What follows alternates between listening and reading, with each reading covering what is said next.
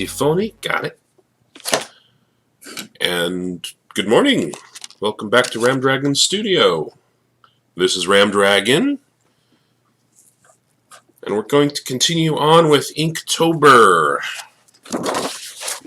Last time we drew snow with a snow troll. And we get back on camera here. There we go. And today's prompt is Overgrown.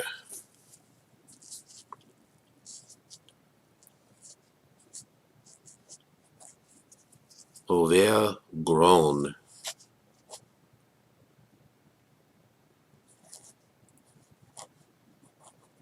Yes, I do know how to spell it. I was trying to convince myself not to make a joke and spell the other groan. Oh boy, give me just a moment to wet my voice. I'm a little raw this morning.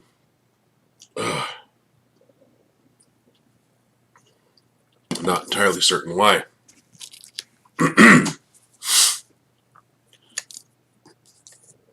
So over the weekend,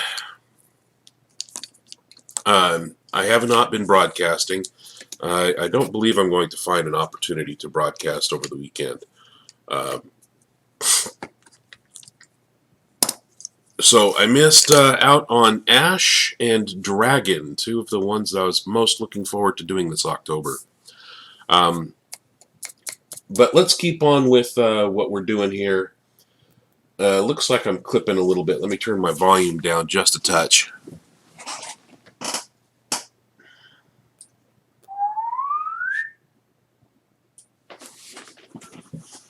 Just a smidge. Just a little bit.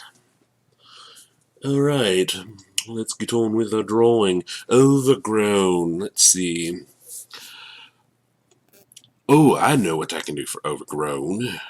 No, that would be stupid. That would be stupid. What I was thinking of was my nephew was coming up with some costume designs. He's 8 years old, and he's decided he's too grown up for Halloween. It's too beneath him now that he's 8 years old, and he's not going to dress up this year. And it took us some convincing to hopefully come up with costume ideas that he would enjoy.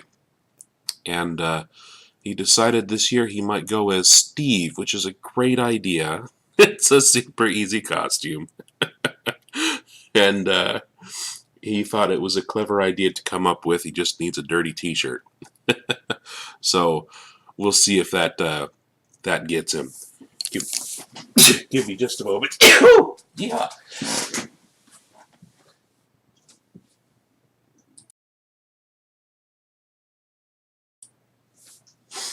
Oh, that was close. I almost didn't make the mute button. Oh, anyway, I decided I have not dressed up in years and years because I usually make costumes for other people for Halloween. And this year, I'm going to go as Darkwing Duck. So I've got a couple weeks to do a Darkwing Duck costume. And I've got some of the parts already. I just need to make a couple more parts. A good cape with a collar, and then the hat's a real easy costume piece. So we'll see how that goes this year. I'll post pictures on my Twitter. I'm getting an Instagram up, so you can follow me on there. It's not up yet, so don't go looking for me. I don't have any links. But eventually. What did I do to my camera?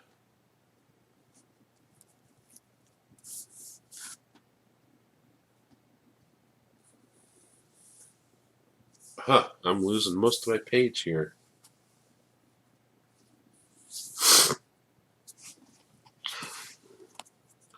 Well, okay, let me give myself a border, and I'll figure out the camera later. Overgrown.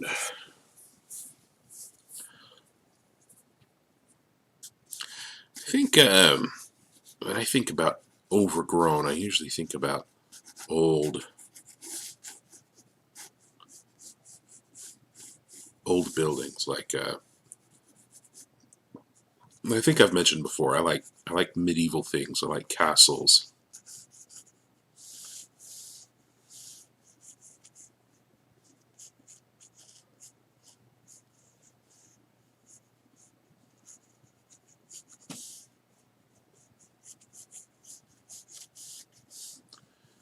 So let's give ourselves a nice rampart here.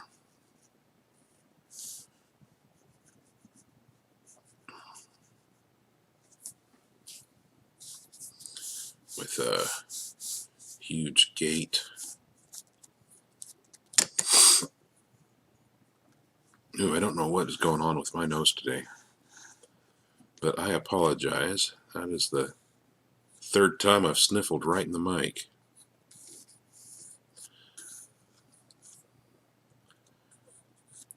Whenever I start a new Minecraft world, one of the first things I do is I always start a new base, and I almost always try to make that base a castle. And I am complete and utter rubbish at building castles in Minecraft.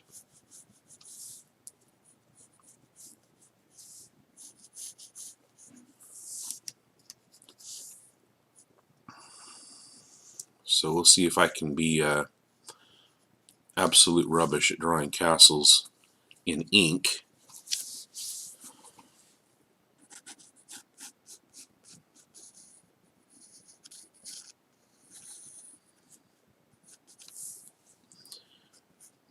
But if this castle's going to be overgrown, it's going to have a ruined portcullis.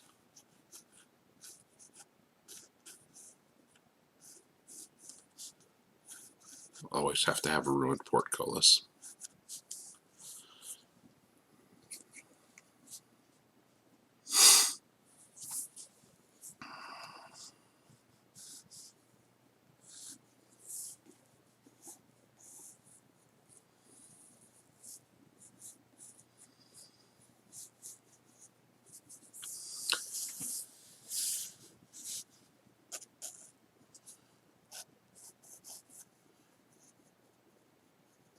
And I think maybe not all structures that are of medieval origin have to be castles. I think some of them, it's interesting sometimes when they're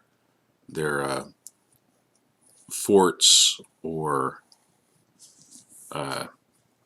small keeps, or even just remains of villages. Watched an interesting documentary. The hell's wrong with me? Watched an interesting documentary on medieval Viking structures. Some of the earliest Stone Age structures that were built, and they were like about the size of a two-story house. They weren't really that big, but they were stacked stone structures. They were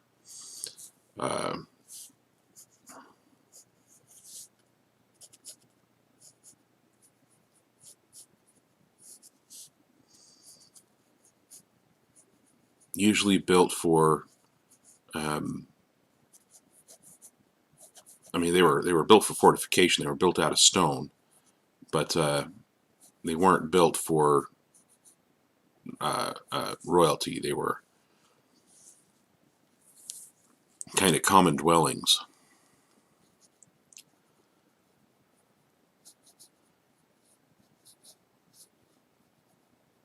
And then I thought, oh, you know what? That'd be awesome to build in Minecraft, and immediately went about sucking at building those in Minecraft too.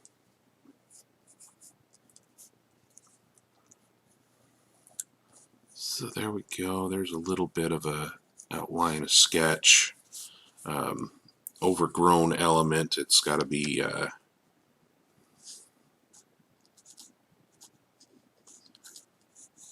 got to have some thickness to the gate.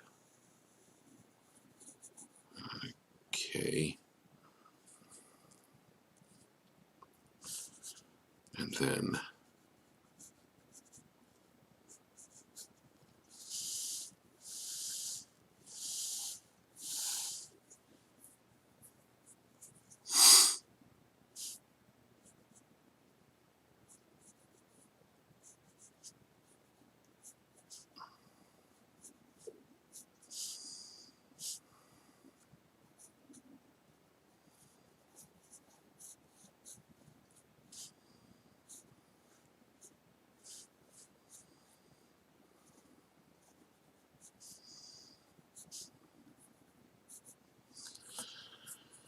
Ooh, okay.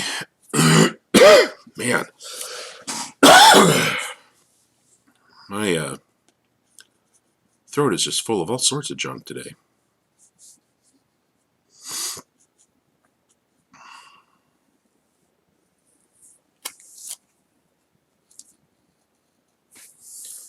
I think part of an overgrown drawing is always going to be the tree that's been left to grow wild.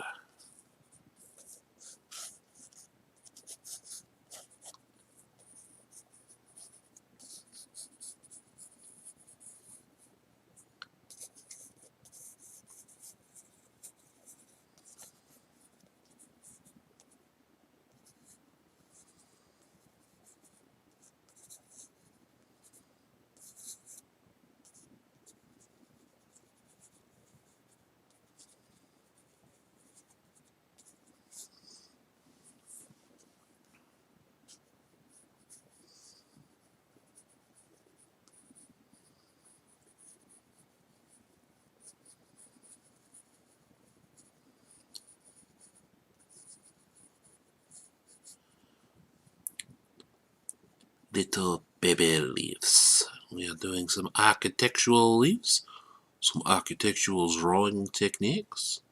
If anybody's ever done architectural drawing out there, you might recognize this weird tree technique. It'll make more sense once I get ink on the page. But yeah, sure, let's overgrow this tree a little bit more.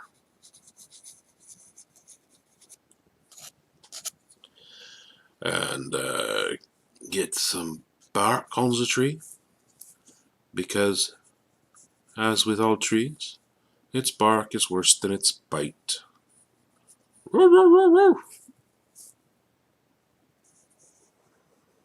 Ah, yeah. Some texture up there on the tree. Oui. All right. And we've got a nice overgrown path. It's going to be not too terribly well defined anymore, but perhaps it'll be cobblestones.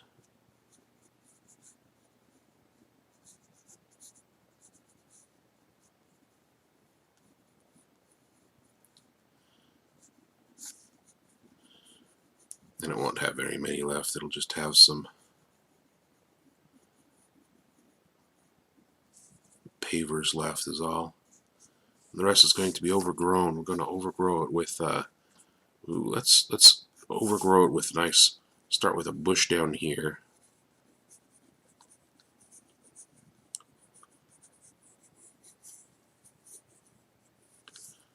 And maybe have it start going up the side and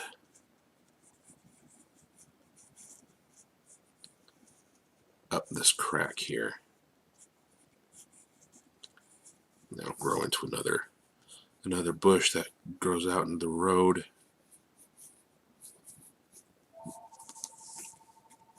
Maybe stick another bush back here.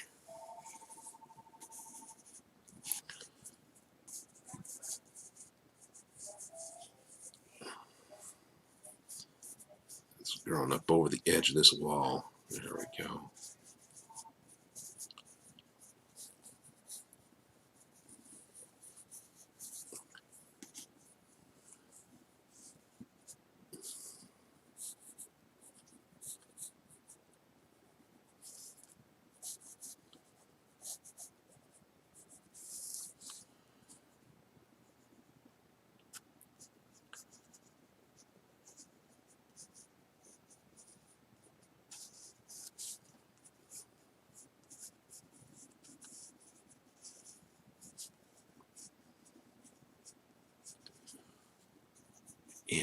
don't know what this is, but it's always spilling out over probably a moss. Ooh, yeah, sure, moss. It looks like Skyrim, so we'll go with that.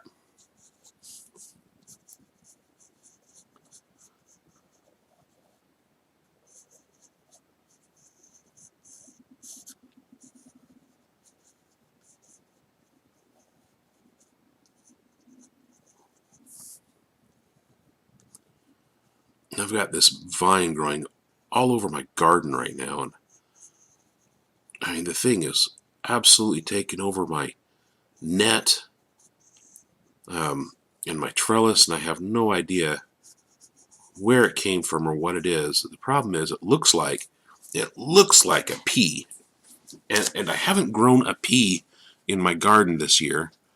In fact, I didn't grow a garden at all this year. I let everything just kind of overgrow and die. And then a couple weeks ago, I got a about 2 months ago, I should say, I got this really cool broadleaf about the size of my hand that has, and you might know what I'm talking about. It's this nice green glossy leaf, and then right around the very edge of the leaf, it's got this purple frill. And it's one of the most beautiful leaves. I don't know, love the plant. I really enjoy growing it. And what it is it's a sweet potato. But it's a purple sweet potato. And I found a purple sweet potato at Kroger a couple years ago and was just absolutely curious and decided, I'm going to grow a purple sweet potato. And I did, and it's been one of the most successful things I've ever grown in my garden. And I tell you what, anybody out there who's ever stuck gardening and think you can't grow anything, plant a sweet potato. You just go to the store, you buy a sweet potato, you cut off about a 2-inch heel of it, and you put it in the dirt. I mean, seriously, if you've watched The Martian, that's how you do it. He cuts up his potatoes and just put them down in the dirt. That's all you got to do. The potatoes don't require too much in the way of human intervention to grow really well. Well, this sweet potato, this particular sweet potato, has done extremely well in my garden. It's done so well that I can't kill it. I mean, I've literally tried. I can't kill it. It comes back every year, and I have sweet potatoes every year. It's great, and they're purple. They're just like regular sweet potatoes, but their flesh there's a bright purple tint to it. And I made a sweet potato pie out of it one year, and it was a gorgeous, gorgeous pie. It had that little purple hue to it. Then I made a potato soup out of it, and it had that purple color to it, and was slightly less appetizing looking, but still a delicious soup. I really am not a fan of yams or too sweet like that, but instead I prefer my sweet potatoes to be made up savory. So I dress my sweet potatoes up like baked potatoes. So when I did my potato soup, I cannot hold a pencil today. I made it a savory potato soup, just like a regular potato soup, and man, it was so delicious. But as I said, it was not quite as appetizing looking. It was very creamy. It was everything you'd want out of a potato soup as far as the flavor goes, but it had that purple hue to it that was slightly less appetizing looking, just because it was purple. And then we do this in my family. We do a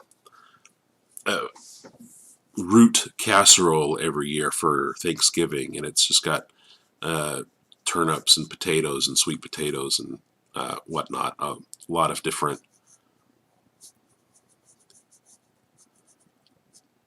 root type vegetables, parsnips, just anything you can think of. And since I've had these sweet potatoes growing, we've put the sweet potatoes in a couple times, and they go really, really well with the root casserole, but it makes the entire dish purple, bright purple. And we've put beets in the root casserole before, and the roots, the beets kind of do the same thing. They dye all of their neighbors purple, but they're not quite as strong as the sweet potato. When the sweet potato dyes everything purple, I mean, the entire dish ends up looking super purple. especially we have the leftovers for the next day, and it's a delicious leftover dish. That's kind of a primo dish for having leftovers with. And the next day, whatever came out not purple out of the oven is definitely purple by the next day. So it gets that. Let's go on to the inking portion of today's quiz.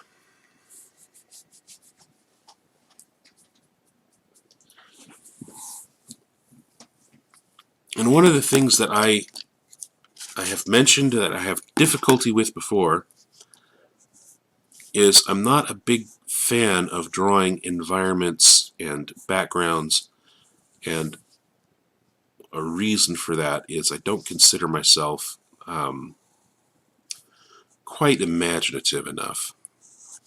So this will be a definite stretch of my talent here.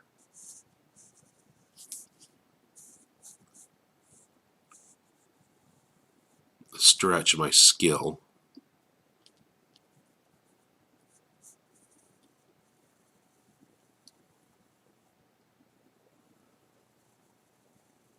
But it's the kind of thing I should be drawing more often, because, you know, on my quest to be a game designer or something in the game industry, I really should be focusing on skills that are valued most. And frankly, with character design, any Mo or Larry can be a character designer. It's more of a matter, in character design, it's more of a matter of being able to produce likable characters that the producer wants to have in their video game.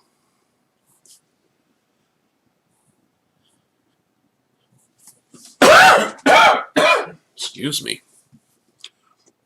And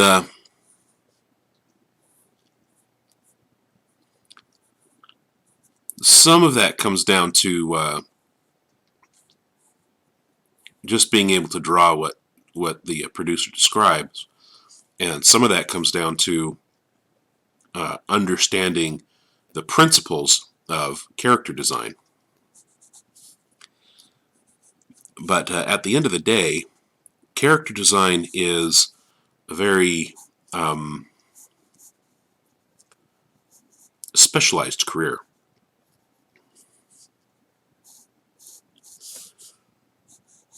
And it's great if you can get the work. It's great if you can keep the work. But more game companies want environment artists than character artists, because any environment artist can do character work, but not all character artists can do environment work. And when it comes down to it, when you're in your FPS shooter game, odds are, if you're playing competitively, you're not watching your character on the screen. Now, some games you do. Some games you do put your character on the screen because you get a little bit of extra camera real estate angle by doing that, and it's a way to kind of cheat the system a little bit, but it's within the game rules. I'm not saying that people who do that are cheaters. I'm just saying you can kind of squeeze the system for a little bit more information, and that's what makes a competitive pro gamer, is knowing how to get that little bit of extra information out of the system. But for most games, like I'm back to playing City of Heroes again, and City of Heroes has one of the best character creation panels I've ever had in any game. I absolutely enjoy the character creation in City of Heroes tremendously. It's a little annoying just because you can start up a new game, and I started up a new character last night and easily spend 2 hours just creating a character. And you based on the character creation of City of Heroes, you might be facing different enemies once you get in the game. It's like I said, it's very involved. It's very fluid, but it has the most options of any character design panel I've ever seen. And I still don't know why most games don't simply copy that system outright. You design your character from the top down, and like I said, it's just a lot of fun. I almost have more fun in the character design panel than I do in the first 20 levels of the game. But with that said, when you get into the game and start playing the game, it's absolutely 100% easier to zoom your camera in so you're not looking at the character.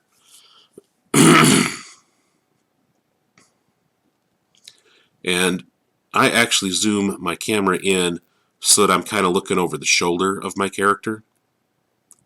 Like all I can really see is like the shoulder and the head. But if you zoom out too far, there's just too much you can't see. There's too much clipping of the camera. Yeah, the camera runs into things and all of a sudden zooms in all the way, and you can't. It's easy to lose track of your camera.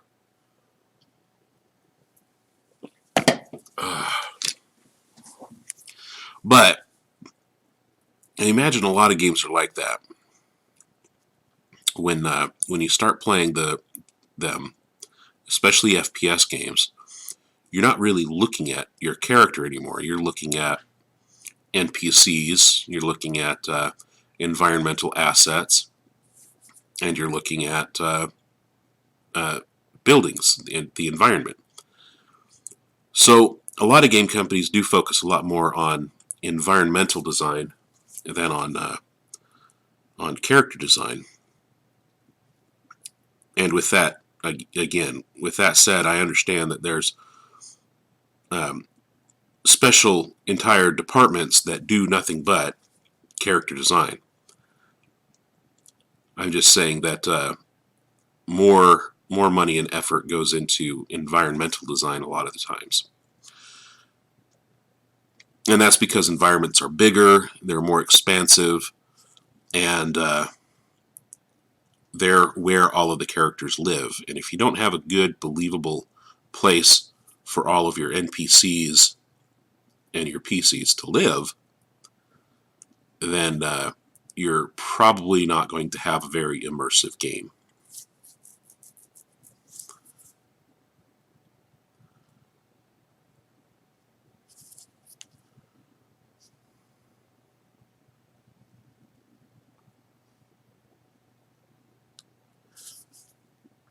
And that's going to be one of my goals this year.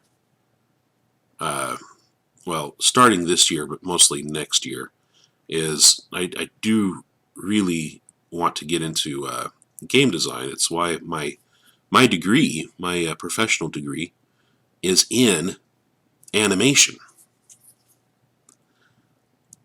And that's where I was going with my degree when I was in school. I really wanted to get into the game design stuff. But my school didn't have a game design program until well into my third year, when they introduced a game design program. And by that time, I had the opportunity to change degrees, and they probably would have loved it. It was an EDMC school, and I'm not going to say which art institute. Whoops.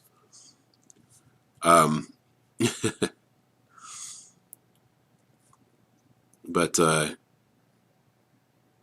yes, that institution, that was in the news. You probably know exactly what I'm talking about when I say that, and I don't have to say anything about the problems that I had as a result of getting a degree there. But that's what happened. They found another way of getting money from students, and one of the ways that they always enjoyed getting money from students was allowing a lot of flexibility in students changing degrees. Because if you change degrees, pretty much everything you did previously, except for your core classes, would get wiped away, and you'd have to start pretty much from scratch. If you changed degrees in your third year, you were easily going to spend another 2 years at that school. And like I said, they loved it. Anything to build up debt.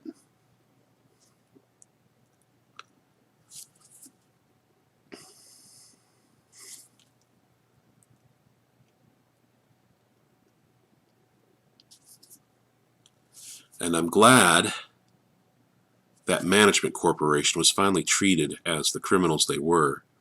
I feel stupid in hindsight for having fallen for the scam of their school, but I'm also glad that I did, because I learned a lot of things. Getting that professional degree,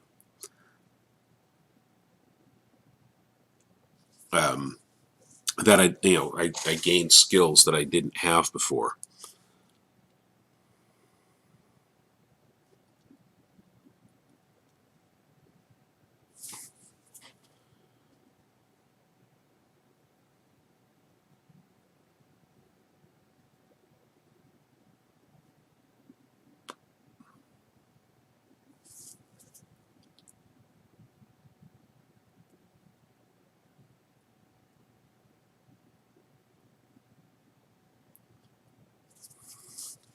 But the reason I pursued it, and the reason I continued until the end, was because I really wanted to get into game design. And the places where it's easiest to get into game design are environmental creation.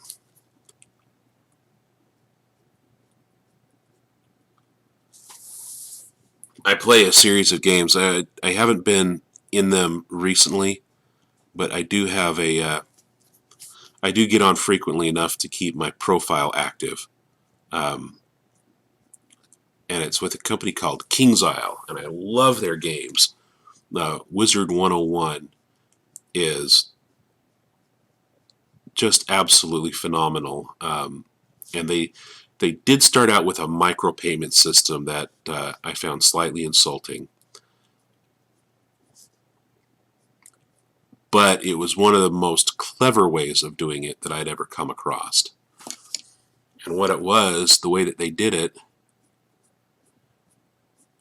is they would have areas locked off, and you could buy access to those areas. But instead of like most games where you buy access to an area, you have then access to that area.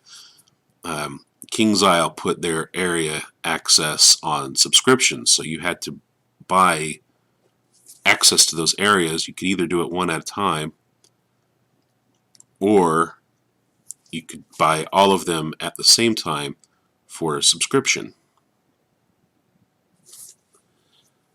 And it was a good way to fund the game. I mean, don't get me wrong. It's a phenomenal way of getting the game paid for. Because in all honesty, if you can't pay for the game, you can't pay for your artists.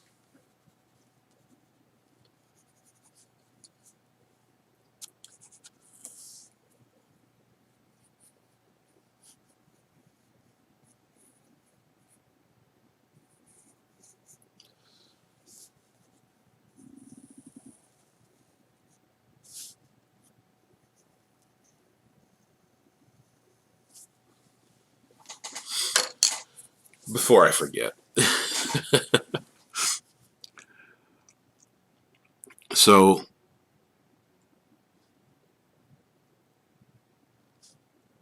eventually, after running the game for a few years, they took that system out. They took the lock out, so that it's totally free to play.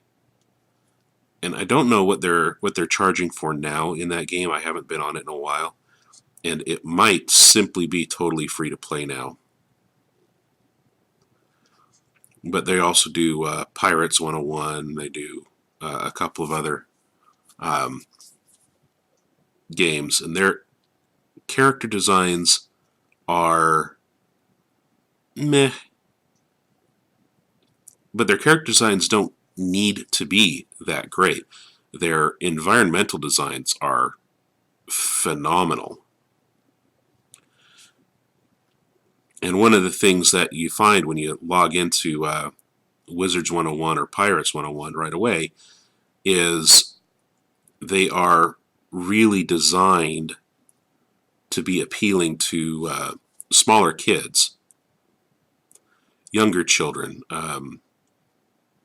preteens and up. But it does it in a way that is not talking down to the kids. It's not belittling the kids. So it's also fun for those of us who refuse to grow up.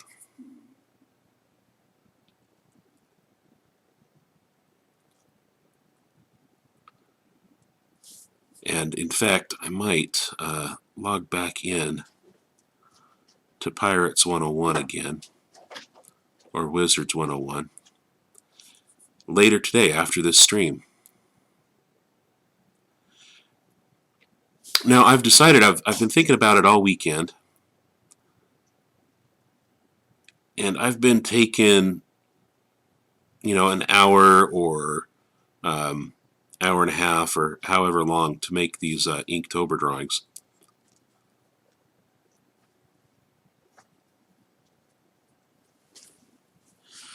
And cutting off my stream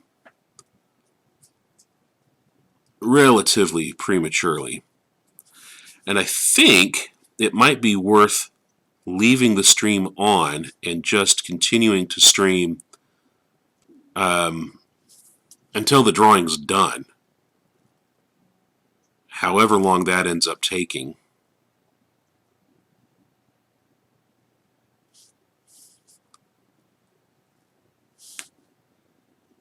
And then instead of posting the full stream on YouTube, I can post a truncated version of it with all the boring bits taken out.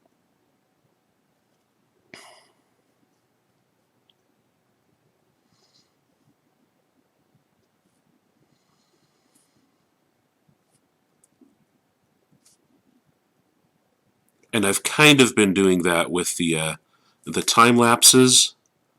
And my time lapses are getting more views than the full streams are getting. And I think one of the reasons for that is they are like 8 minutes long instead of 2 hours long. So they're easier to take in chunks. Another reason for that might be you don't have to listen to me while watching the drawing.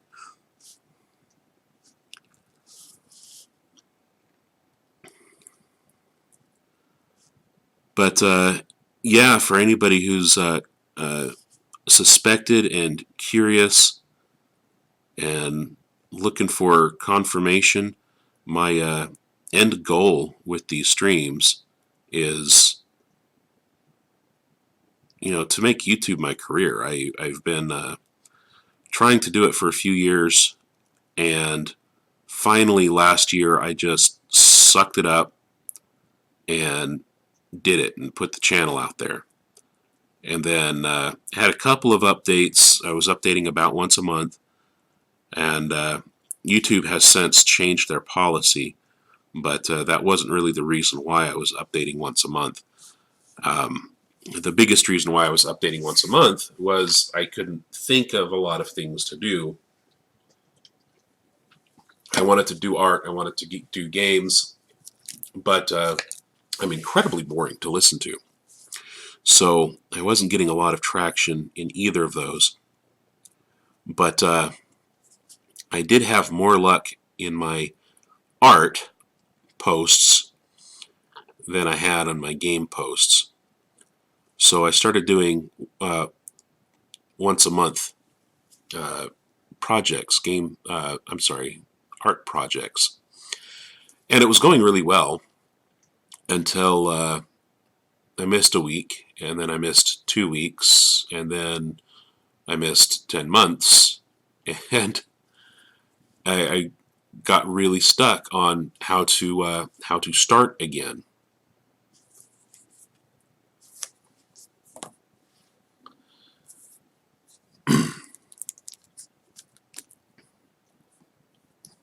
And a lot of that has to do with my own insecurities. And that's nothing I need to bring anybody else in on. But yeah, not having a support system when starting an endeavor like this is honestly, it's death. It'll kill your motivation right away.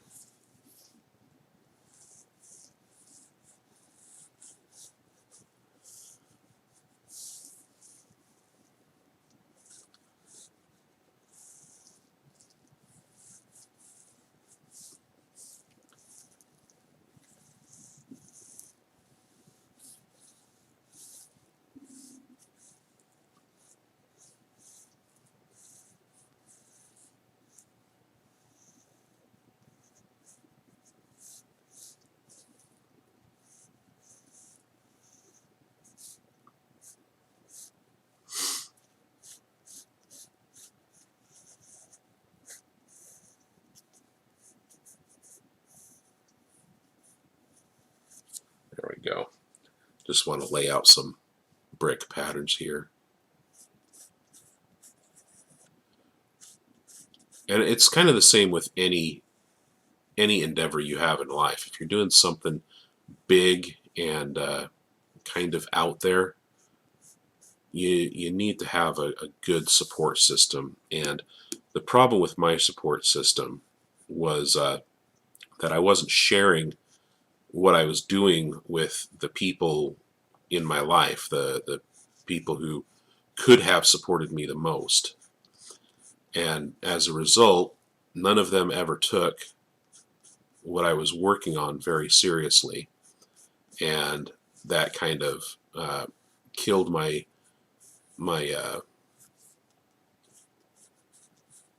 self-motivation to do it. And instead of fixing that problem, I just allowed it to fail. And entirely my fault, like I said. And after 10 months, I started filming a new project, and I spent, I don't know, I spent probably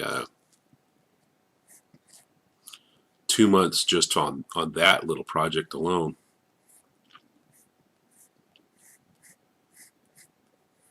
But I kept having filming problems with it, and I was blaming my equipment. I was blaming my my own lack of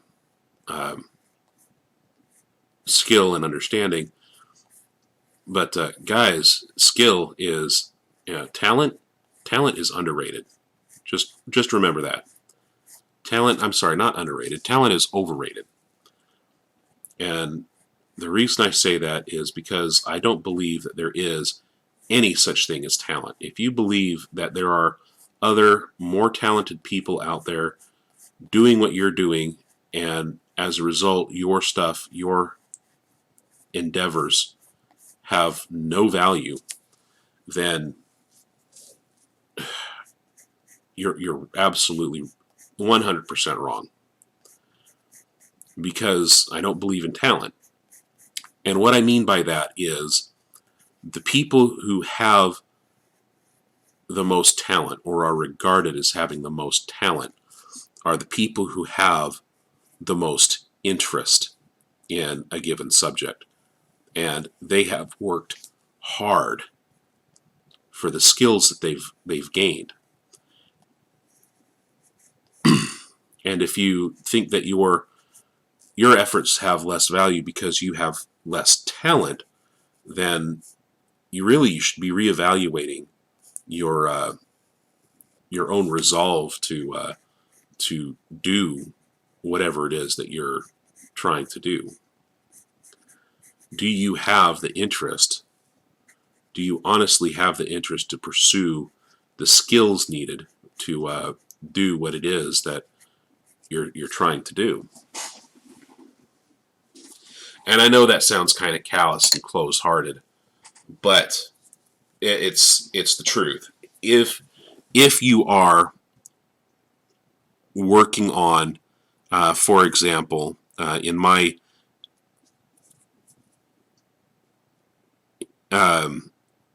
world, in my effort, it would be the game design.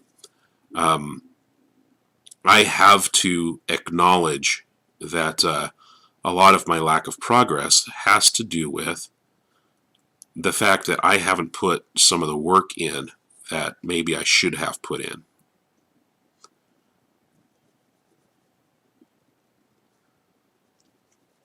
And one of my biggest drawbacks right now, every time I go looking for a job, is that I do not have a portfolio that showcases my skills that I put on my resume.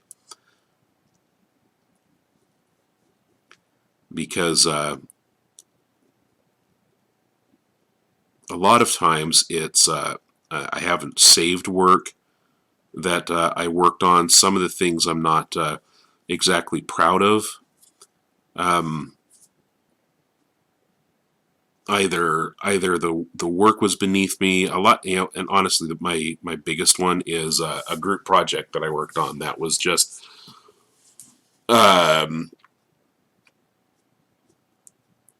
some horrible humor that I could not override my group. I was very upset about the humor that was put in that project, and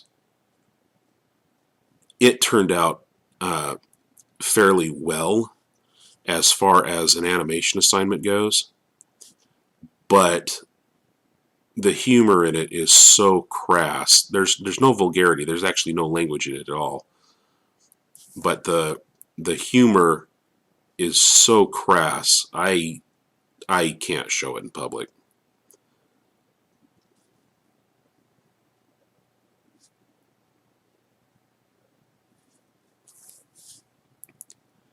And I know that's going to get some people asking to see it, and someday maybe when I'm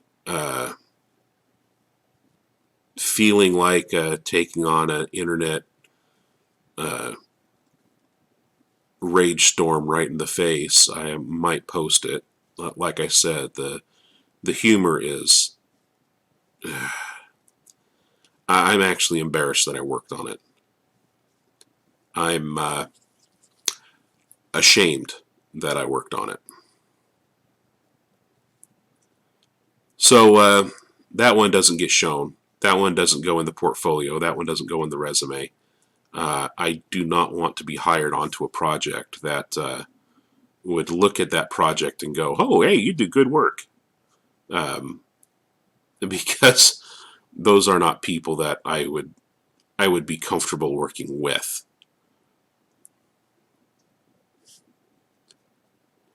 So other than that, I haven't done a lot of personal projects, which is what I should be working on to gain the skills that I need to do the work I want to do. And when it comes down to that, I just haven't put in the work. And I've been told that I have a great deal of talent for this kind of work. And like I said, I don't believe in talent. I believe in the value of work and growing skills. And for people who it's easier to grow skills to do the kind of work they want to do, it's almost always because they have a greater interest in what they're working on.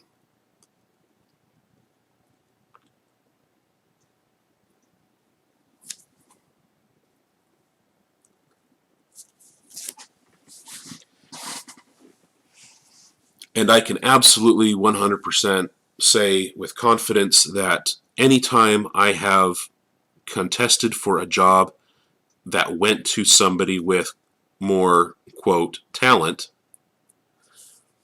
I can look at their body of work and see where they have worked on things of their own work. They've put their own time in, their own work, their own efforts, and produced extra work beyond work that I have to show.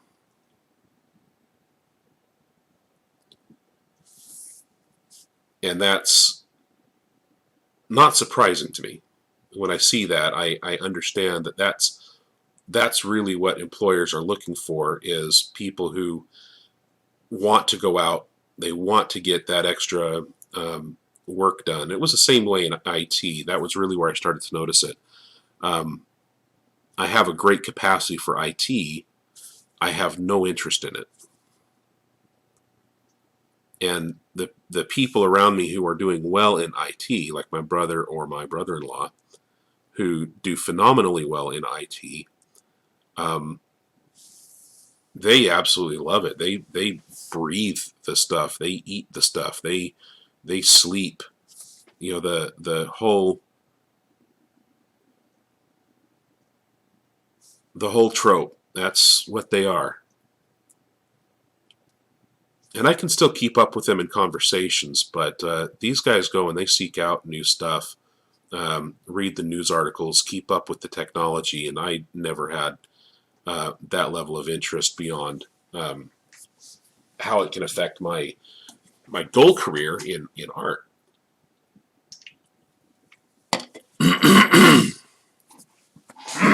Wow. My throat is just full of junk today.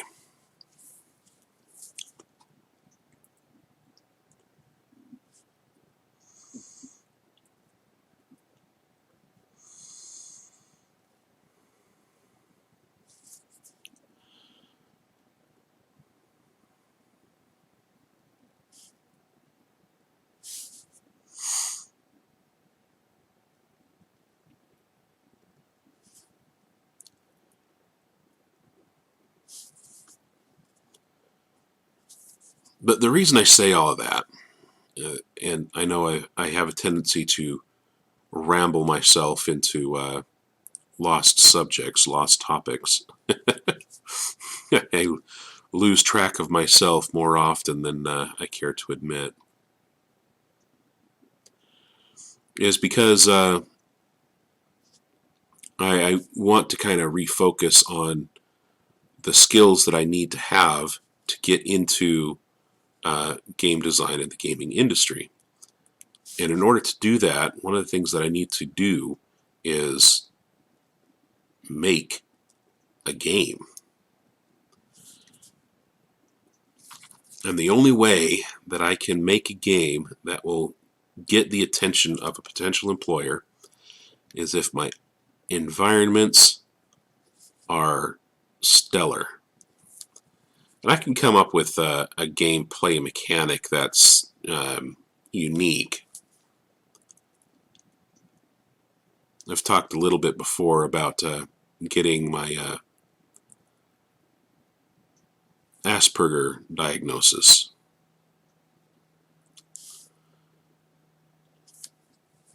And the reason why I'm interested in getting that is it's going to help me kind of understand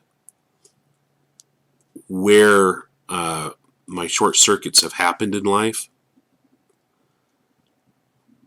and give me a focus on what kind of help to look for going forward.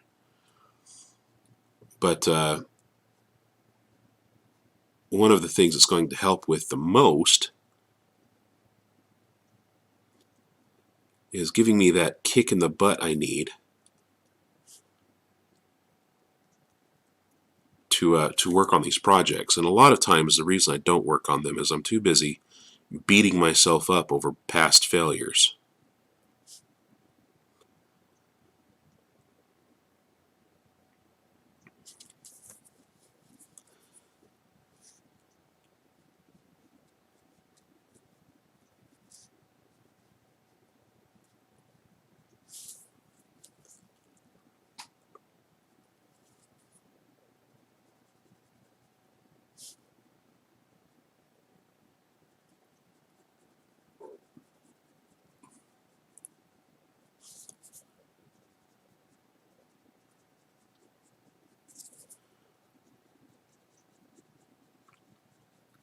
So if I can get past that,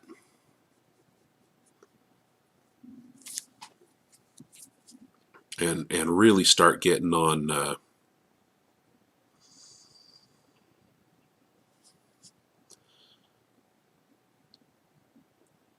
onto what I need to do for me to make this happen, then I'll be on a much better footing moving forward mentally, a much better mental footing moving forward. And that's what it really comes down to for me is like I said, I know the difference between skill and talent, and have no problem recognizing greater skill than mine. But I do not believe, I've been told that I have talent so often that I tend to disbelieve the concept of talent. And if you've been following along with me this Inktober, you can kind of tell that where my talent falls shortest are in the areas where I've developed the least amount of skill. And that totally has to do with the level of interest. There we go.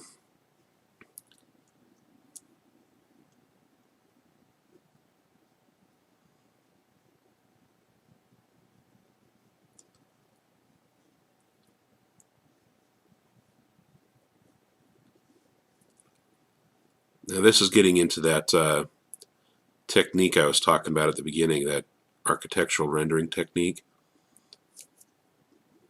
You can indicate leaves very quickly with a few loops and squiggles just by kind of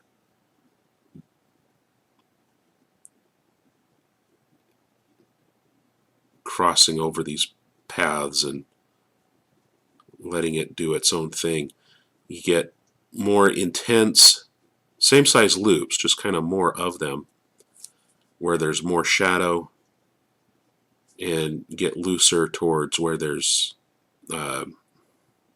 more light.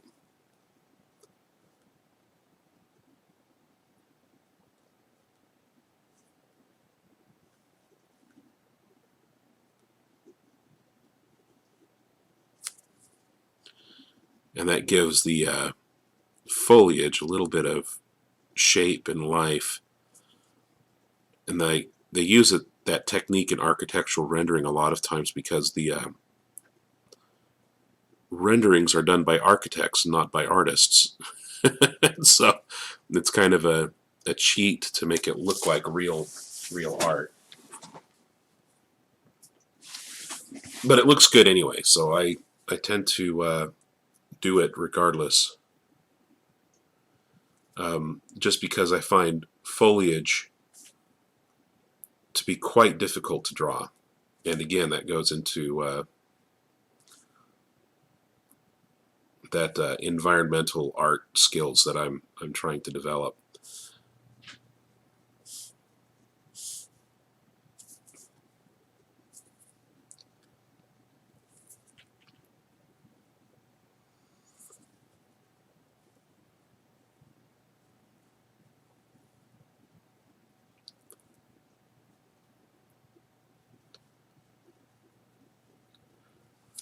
Met a kid over the weekend who's going to art school.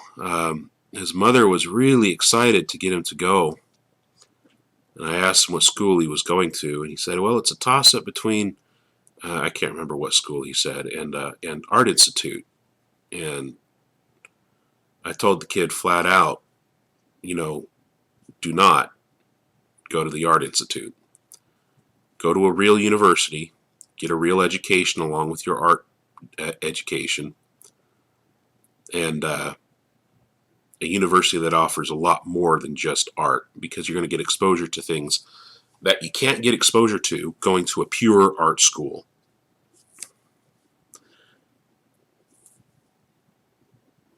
It might have been Sam Houston. Sam Houston has a pretty good, from what I hear, a pretty good game art and simulation program.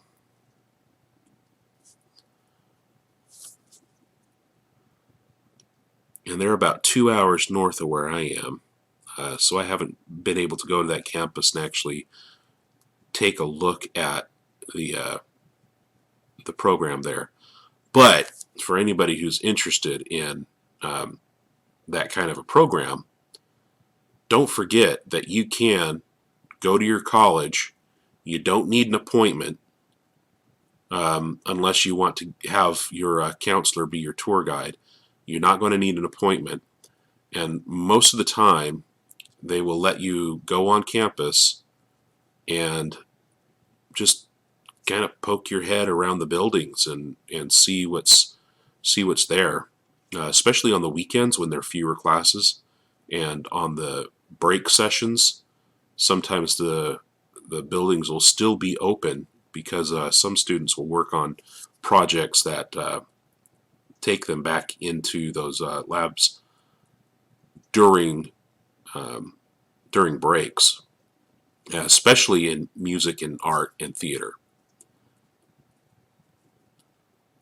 And if you want to do that as a career, definitely look into a school that offers much more than just art or music, because you want to be exposed to other things as well. That's where you're going to get your inspirations from.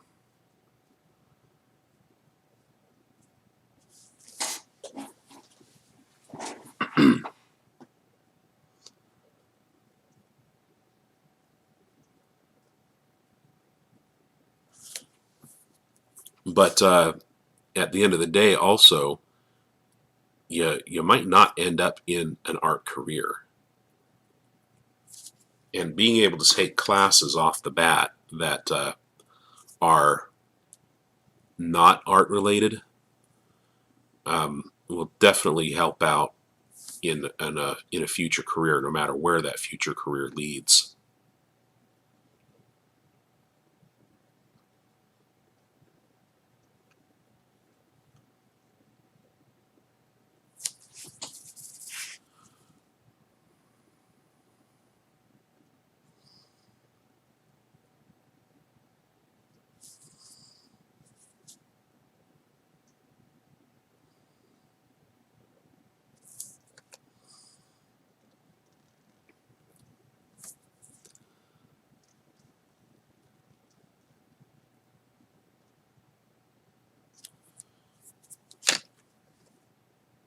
When I was in grade school, my interests spanned tremendously, and up through high school, between engineering and science and art. And I'm glad I had the opportunity to start my art exploration at a school that had a tremendous science department and engineering department, because I was able to actually experience some of those things as I started school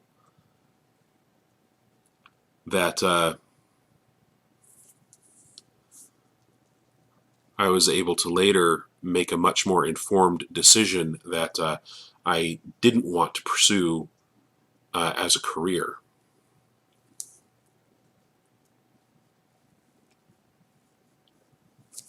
Now this tree is much bigger, much closer, so I'm going to have to make bigger loops to indicate larger leaves.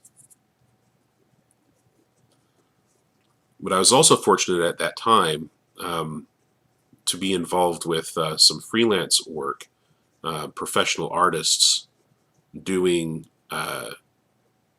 some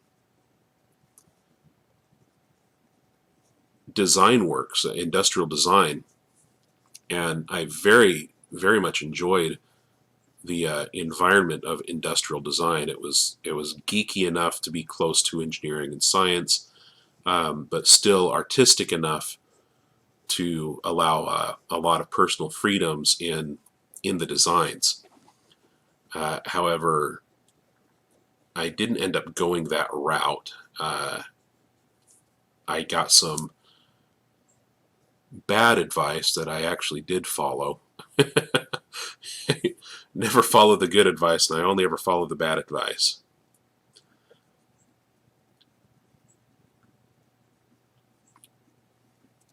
But I got some advice from a career counselor at a different school that had the different school had it was a school that was across town. They had a big animation program that they had just started, and my portfolio, which was much more heavy right out of high school, it was much more heavy with comic book looking stuff, comic book style art, than anything else, and suggested that I might want to try their animation program. And when I was able to go back to school a few years later and actually finish up college, I wasn't in that state anymore, so I didn't go to that school, but I did. I was down here in Houston and went to the Art Institute to finish up with animation.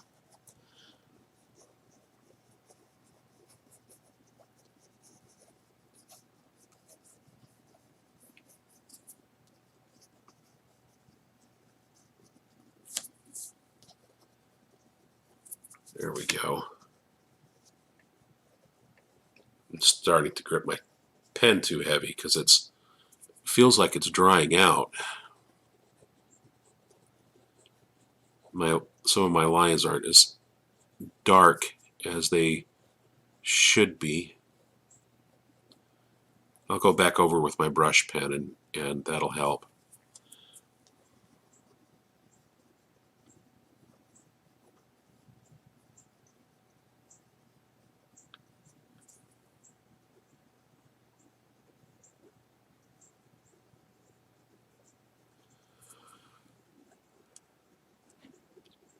But the reason I say that going to the Art Institute was a bad idea was because of the good advice that I did receive. I've talked about before, which was if you're interested in having a career in art, most of the money that you make is going to come from contract and freelance work, which means, guys, listen up, which means that you are going to be your own boss. In contract work, you are going to go into an office. You're probably going to have a space that you will work in, and it will feel like you have a boss at that office. But the truth is, as a contract employee, which means at the end of the project, you're no longer employed. As a contract employee, you are the boss. You are basically selling your services on a temporary basis to another company. And that contract has been worked out with you directly, which means you are your boss.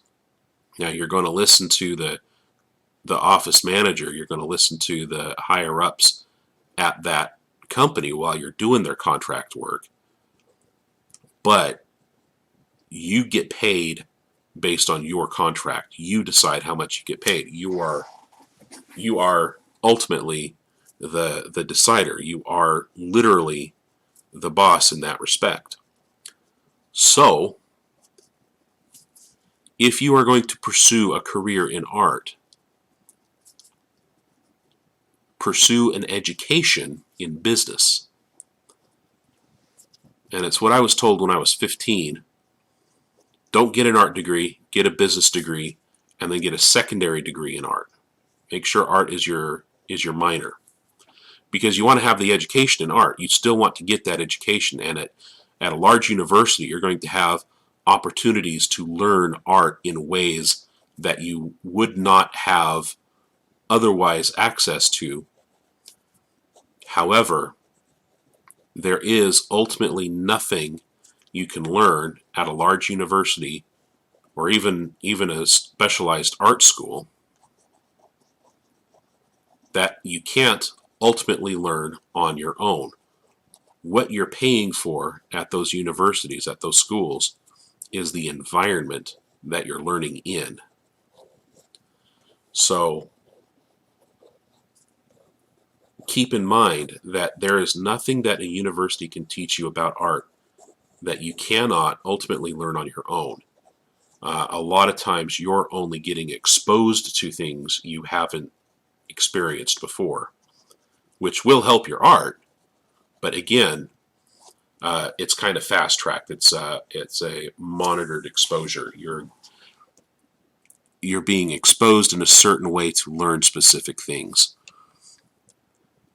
And what that comes down to is you, as the student, need to understand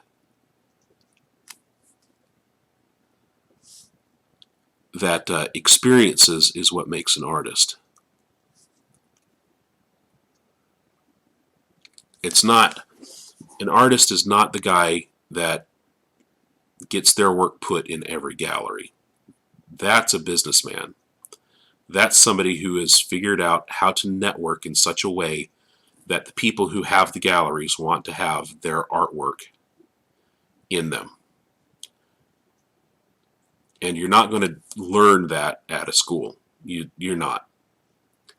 That kind of thing you only ever learn in the real world.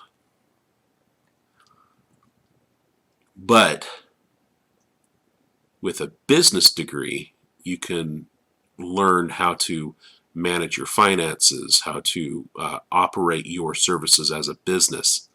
And that's ultimately what you're doing as an artist, especially as a game artist or a contract artist. You are going to do a lot of work that is based in one-off.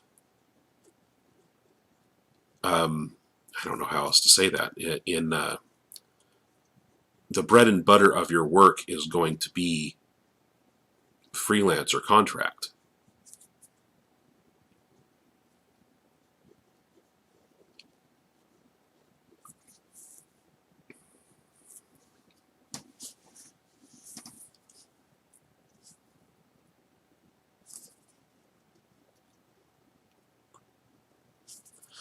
So yeah, this year I'm going to be working on the skills that I need in order to present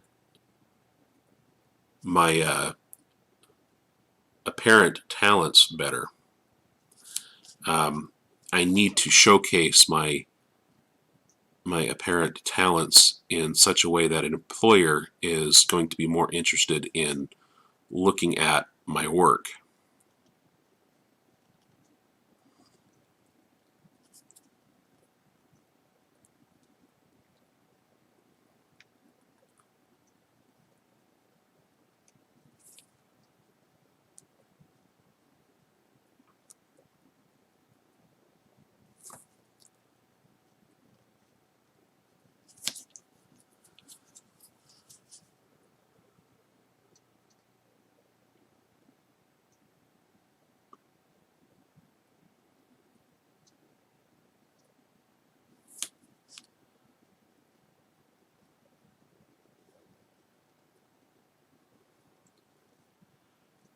Now, if you're just starting out on this path,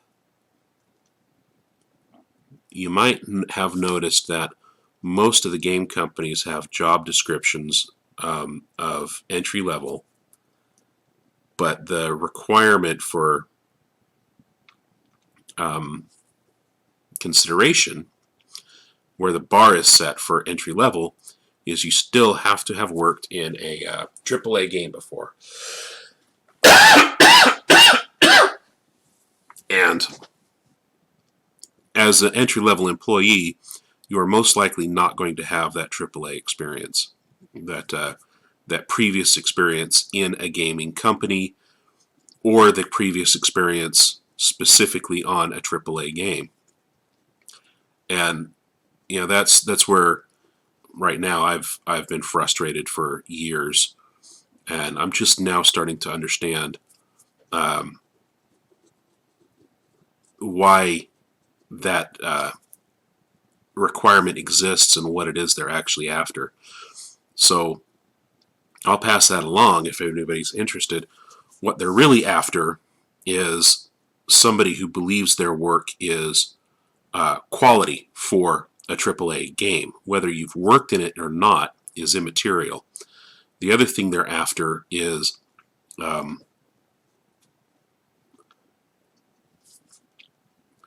somebody who is tenacious enough to actually find the correct routes to apply for a job. In other words, you go on LinkedIn and you find this job description for a game company in your town, and it might look like the perfect job for you, and so you hit quick apply. I promise you, your application will not even get looked at.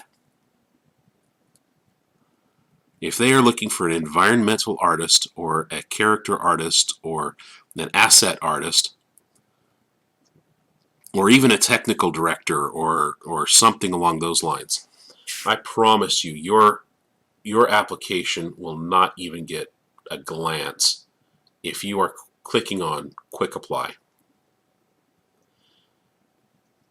And the reason for that is LinkedIn is poorly optimized for that kind of a job.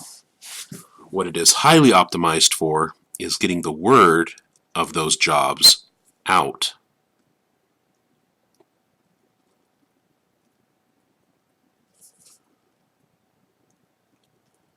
And that's what they're interested in when they post those impossible requirements. They are interested in getting the attention of people who have those skills, but are also intelligent enough to go to their website and apply directly, or again using LinkedIn to find the HR person who is actually in charge of setting up those hiring interviews and making a connection with them. And that's what you should do every single time you see a job posted on LinkedIn, is go find your HR person at that company and then try to connect with them on LinkedIn. Once you do that, then you kind of have an in to the company. You might not be applying for that job specifically right then, but what you can do with that is then I forgot where my shadow was coming from.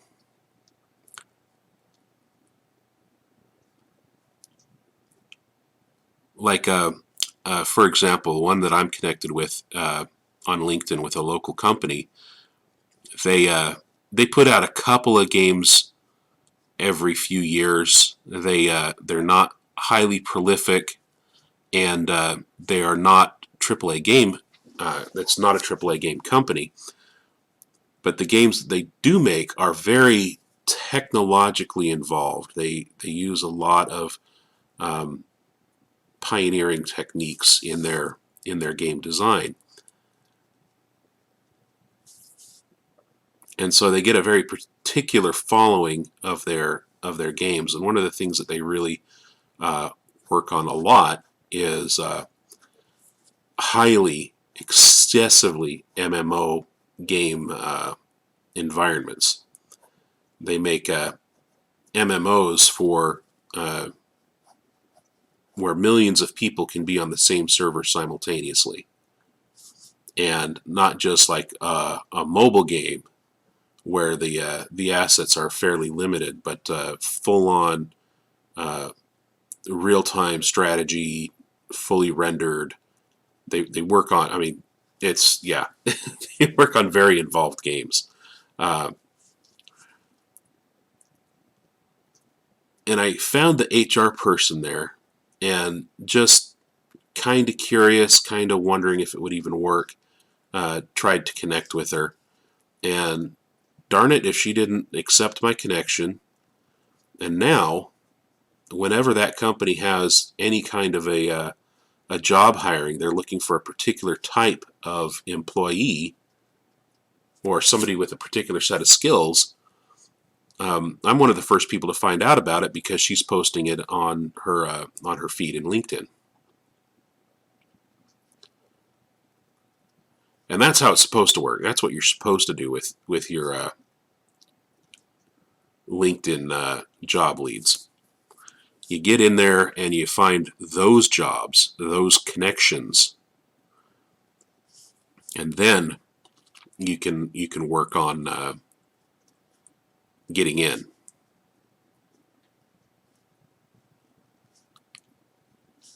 And that's always been one of my biggest weaknesses. I don't like socializing. So networking is not an easy thing for me to do. I don't like doing it. And so I typically don't. It's like, the little kid with the vegetables. They don't like eating the vegetables, and so they skip the vegetables, and then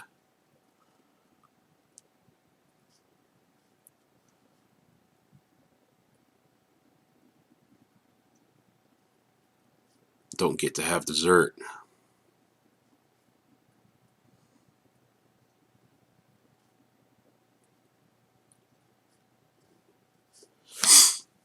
But like I said, losing track of my conversations and what thought I was even on when I started that rant. I have been seeking a professional diagnosis for Asperger, because it's one of the traits that is actually kind of desirable in the game design community. I know a lot of people think of it as a learning disability, and it's really not. It's like ADHD. It's not as much a disability as it is a difference. And I'm colorblind also, which is why I prefer working in black and white over color. I am a moderate protan, which means sometimes shades of red and shades of green get mixed up. And not that I can't see them, I just can't see the differences. So a lot of times brown and green look the same to me. I have to use a lot of cheats when I do digital art. And one of those cheats is, my favorite one, is I've learned a little bit to read hexadecimal so I can get a good idea, because I know how hexadecimal color code works. I can look at the hexadecimal for a color and kind of get a much better idea of what is in that color, and therefore what color it is. And that comes with having learned color theory and a lot of other things that you get through an art education.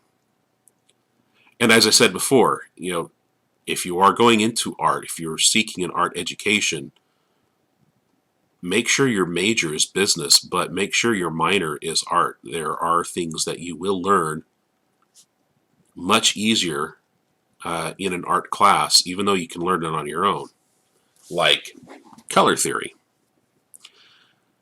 Most of the time, there's no reason you would be exposed to color theory other than in an academic environment.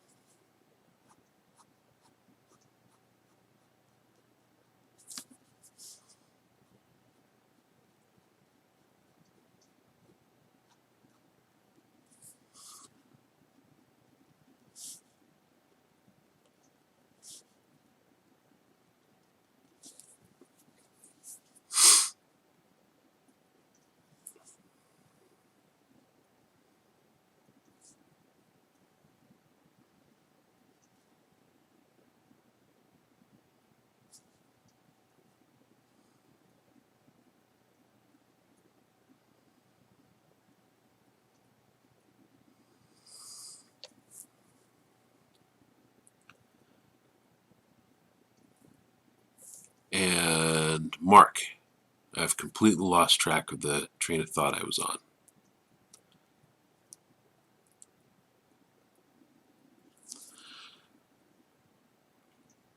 See, guys, this is why I need you in my Twitch channel. If I had somebody around to keep me on track, keep me on topic, I'd know exactly what I was talking about. I mean, I can I can ramble endlessly on most subjects. I do pride myself on being able to baloney my way through most conversations. But after an hour of doing that, it's not surprising I lose track. And I kind of don't think that's just ADHD talking. That's got to be hard for anybody to keep track of.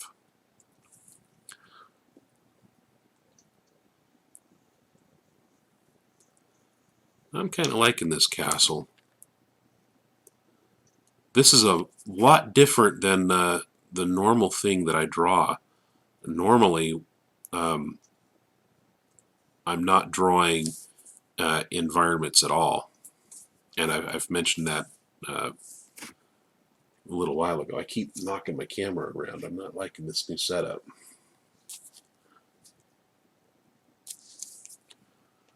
But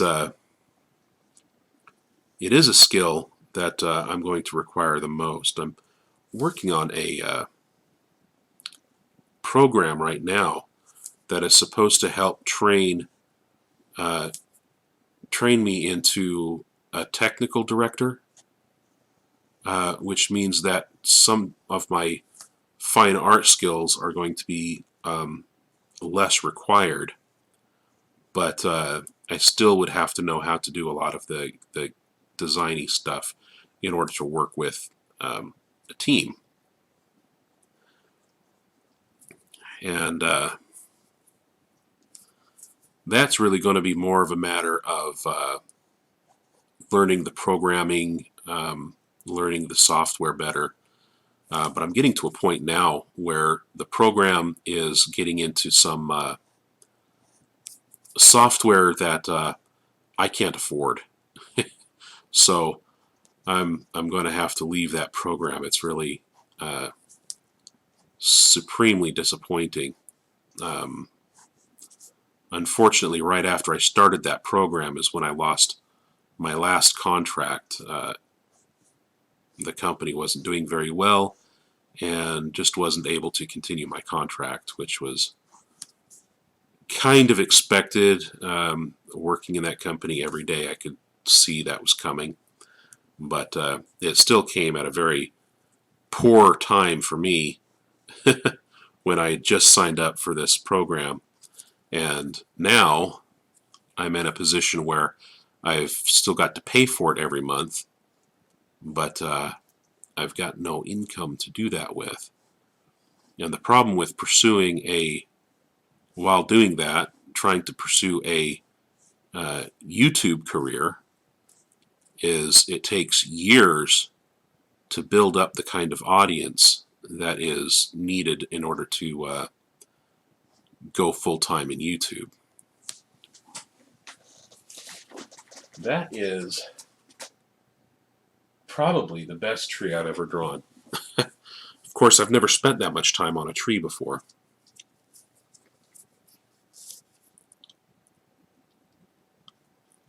And yes, I do realize I'm committing a cardinal art sin, which is drawing from the left to the right.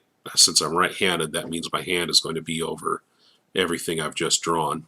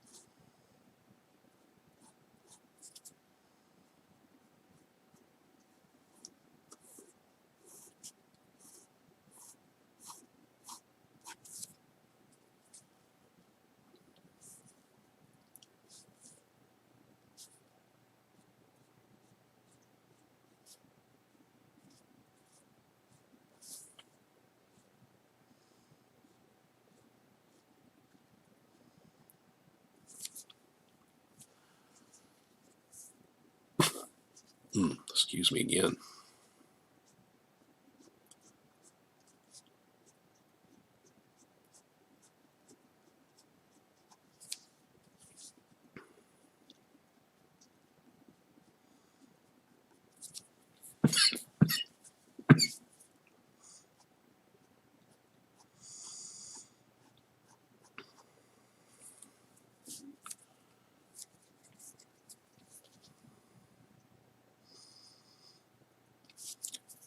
I think I had the right idea before, going with more vines and overgrown than bare. I don't know how well I'll be able to draw all this brick. It's already highly uneven.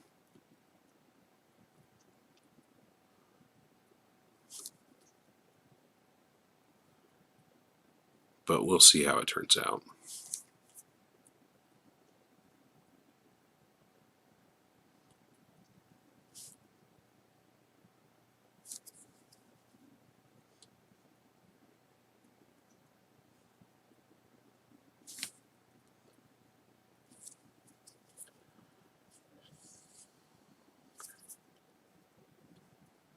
This tower was obviously built with more care and concern than the other tower. I blame the architect.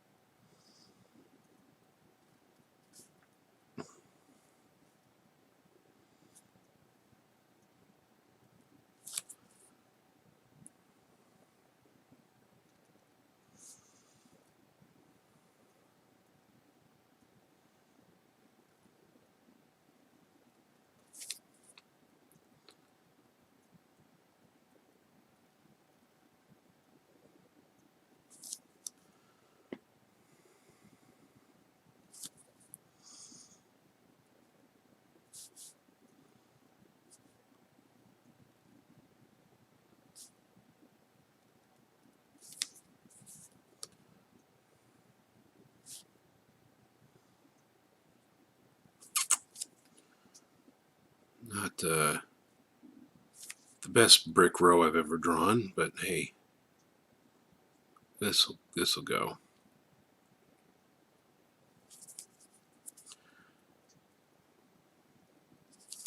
I'm not even sure if I should be trying to talk and fill in the gaps when I do this. As I have said before, most likely you're watching this on YouTube, and if that's the case, you have no way of contacting me and they're communicating with this video in real time. Unlike on Twitch, where I'm streaming from, where I have no audience right now. But for now, it happens to be a handy way of recording and saving these videos so that I can later edit them on YouTube, or edit them for YouTube.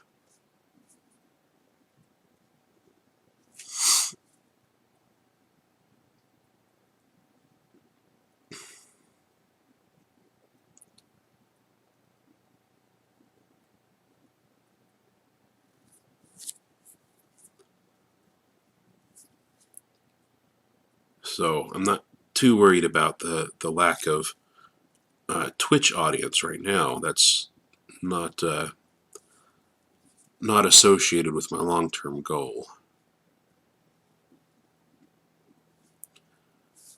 But what is associated with my long-term goal is being able to build up a YouTube audience. And I'm not sure if I'm hurting myself or hindering myself by continuing to blather endlessly into the void.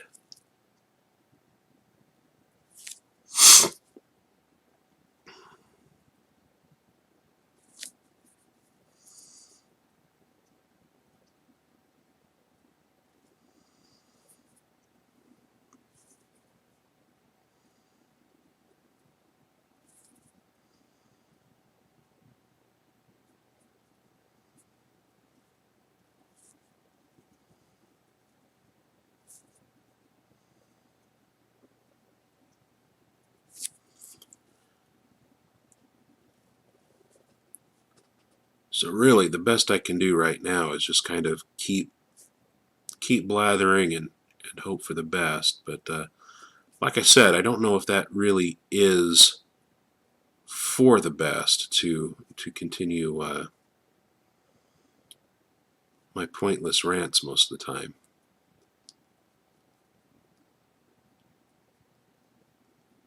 At this point, only time is going to tell.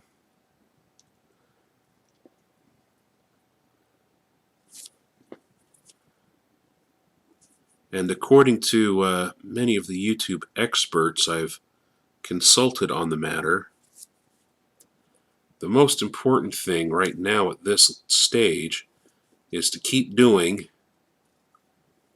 what it is you're going to be doing, and eventually the audience will come. And the problem is, there's not really a surefire way anybody has of guaranteeing an audience. So yeah, it's kind of left up to fate and chance to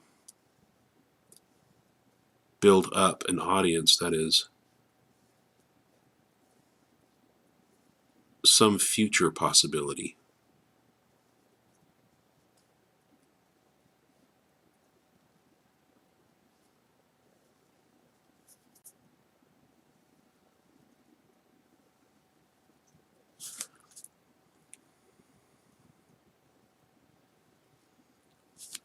And unfortunately for my situation, fate is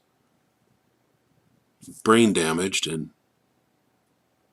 chance has something personal against me.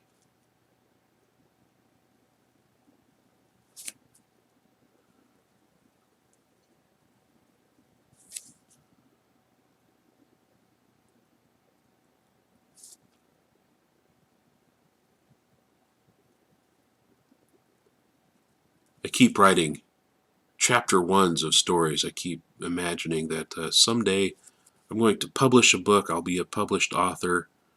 Um, and, you know, not for any other reason than to put a feather in my cap. But I keep coming up with lines like that one and going in my head, man, that was a cool line. That would be awesome in a book. And then I'll write it down and I won't look at it for, you know, a year or two, and then I'll find it again a year or two later and I'll read it and I'll go, ugh, what was wrong with me?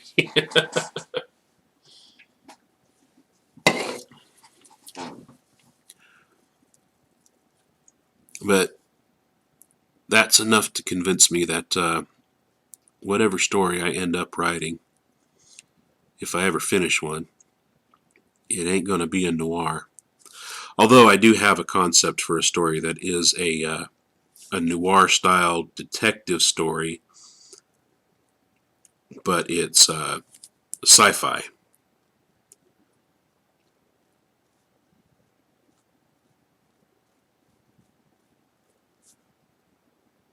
And I know it's not a wholly original concept, but that's just kind of the one page of it.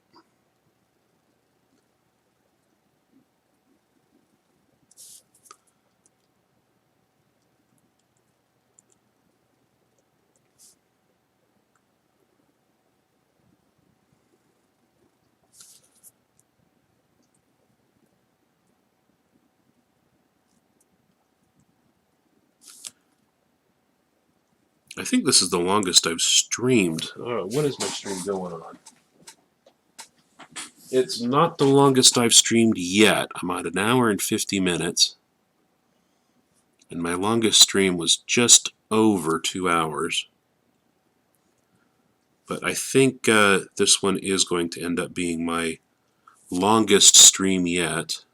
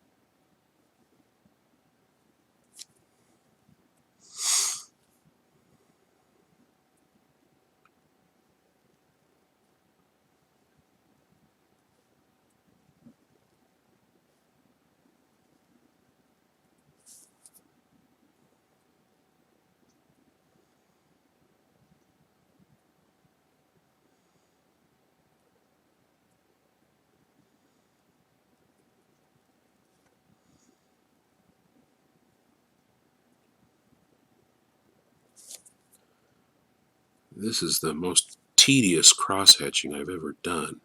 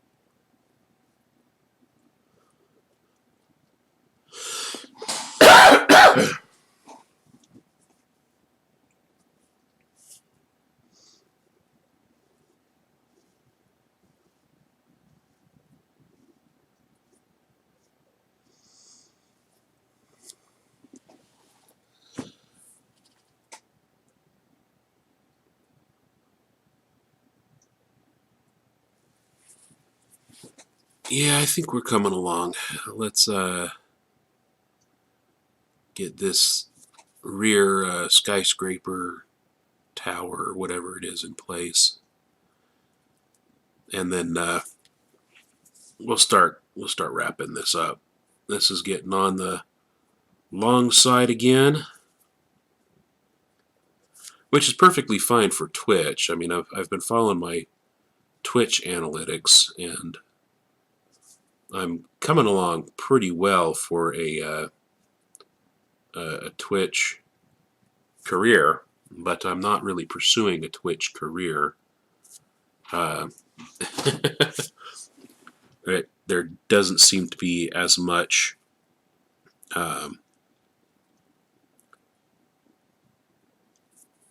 ability to succeed for an artist in Twitch. And I do follow a couple of artists on Twitch myself, so I'm not just speaking out of conjecture. All of the artists that I follow on Twitch also have YouTube channels, which are their primary focus. And I'm no different. It's my primary focus on YouTube as well, which is where most of my views for my videos come from, are when I rebroadcast these live streams onto YouTube. And what's funny is my most watched video is one that I did 10 months ago. It was the last one I did before I took my unintended hiatus. And it was a quick video that I did to explain a camera trick to my nephew, who was at the time 7 years old, and watching UHF for the first time. He's absolutely in love with all things Weird Al. So we got him to watch UHF, and unfortunately, the poor kid is, well, he's 7, so sitting through the whole watch was a little too much for his 7-year-old energy to handle at the time. So we didn't finish watching it, but the opening scene of it is that Indiana Jones parody where he's in the temple and he's about to leave, and the big boulder starts coming after him, and he turns his head 180 degrees all the way around, and my nephew just absolutely freaked out. How did he do that? And so I filmed a quick screenshot, a screen test of that effect for him.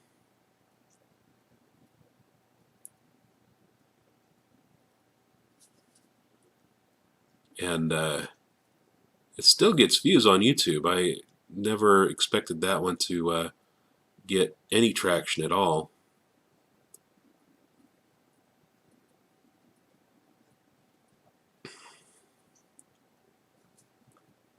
In fact, it wasn't intended for getting any kind of traction,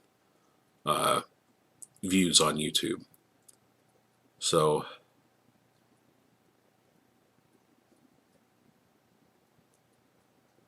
it's still kind of surprising to go in there and see that, yep, it's got another 100 views in there.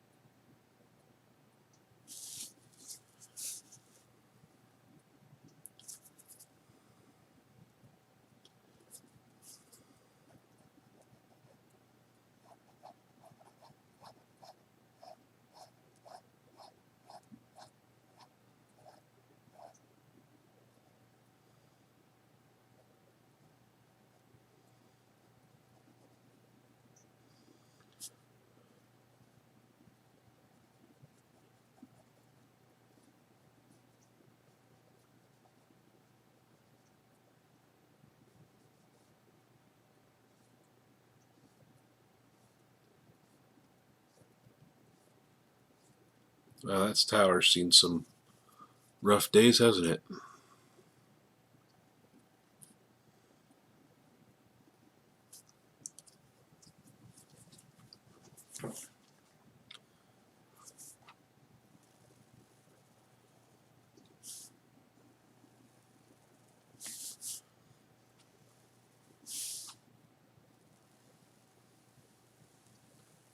This is a horrible angle to watch me draw at, because that's putting my hand right in the way. You know what? That's off the camera entirely, isn't it? So, yeah, forget it.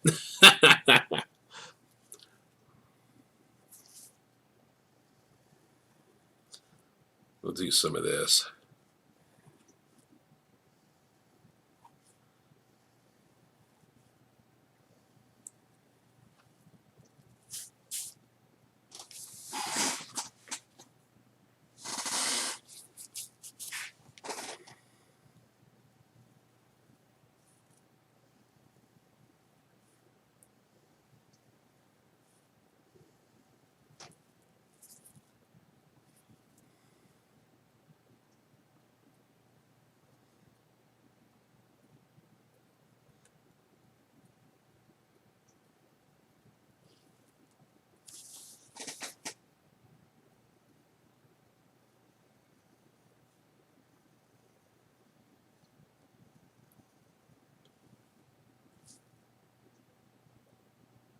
Yeah.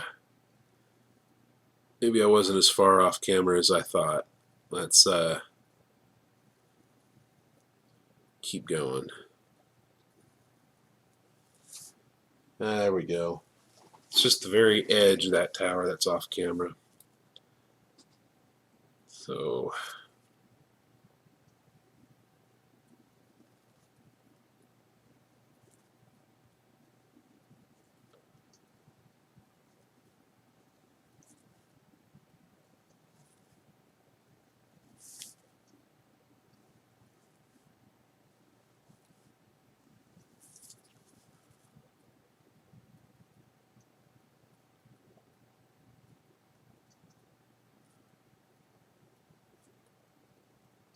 it's interesting and kind of a frustration. One of my favorite comic artists right now is not someone who considers himself an artist.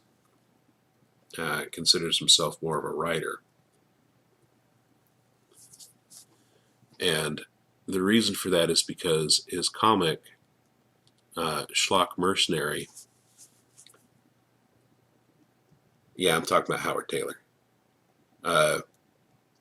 He started it while he was a computer programmer,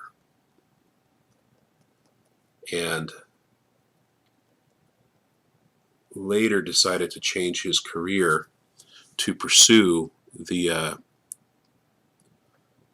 webcomic over his what had provided him with a very comfortable life up to that point.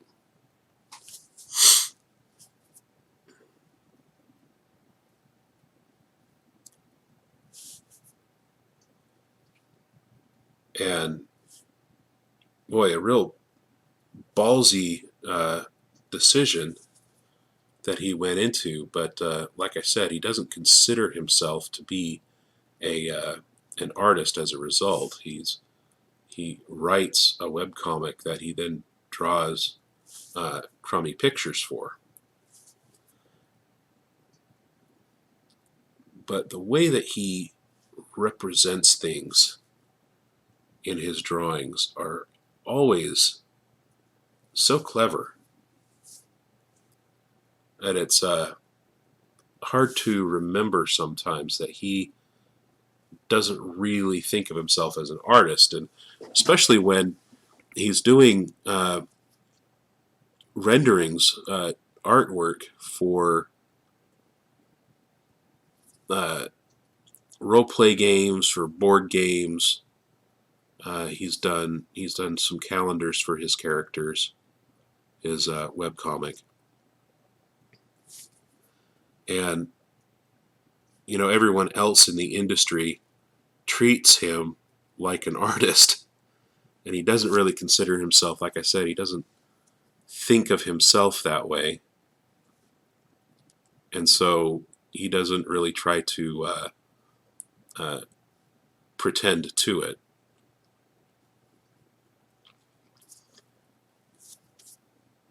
But definitely one of my favorite comic artists. Uh, in the realm of sci-fi, I find a lot to be quite challenging to draw, because there's, when you're talking about sci-fi, there's just no reference a lot of times that you can go off of. And Howard Taylor is as much a futurist sometimes as a comic artist, which is probably why he's won so many awards for his writings.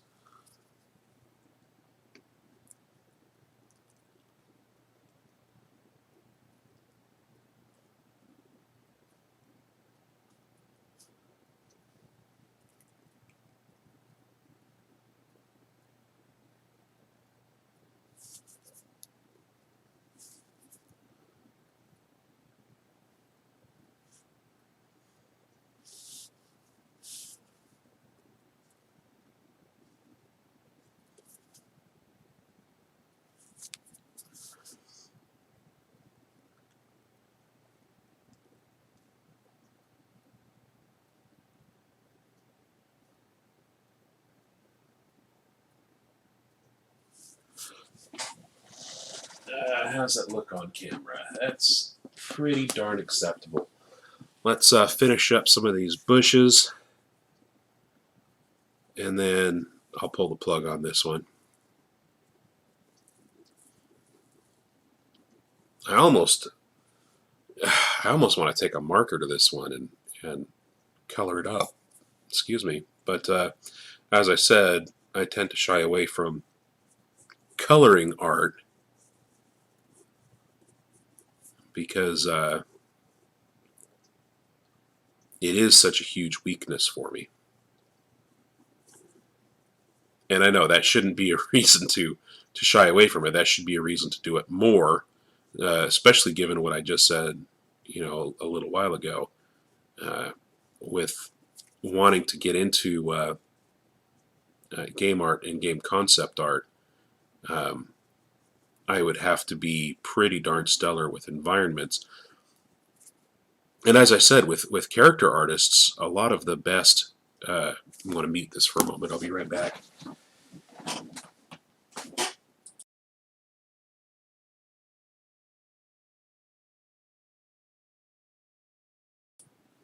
Yeah, excuse me, the sneezing attack. A lot of the best character designers that are out there right now are so successful in their character designs because they render their characters in an environment, in a real environment. And a lot of the guys that I follow who are character designers have come from environment backgrounds. They have done environment and asset design, which is why they can add them into their character designs so easily. But I mean, anymore, you get into a game like I don't know. I don't even know what the current popular first-person shooter is right now. But well, let's say Fortnite. Let's just go into Fortnite. Fortnite, for example, has a lot less in the way of character design and a lot more in the way of asset and costume design. So the characters that you play are kind of the same rig. It's the same collision body over and over and over again. And a lot of times the same underlying geometry in the character shape itself. And it gets into the accessories that are added onto that, the bear heads, the unique pickaxes, the backpacks that you can get for different prizes, and pay levels and whatnot. It's those accessories that really make your character different.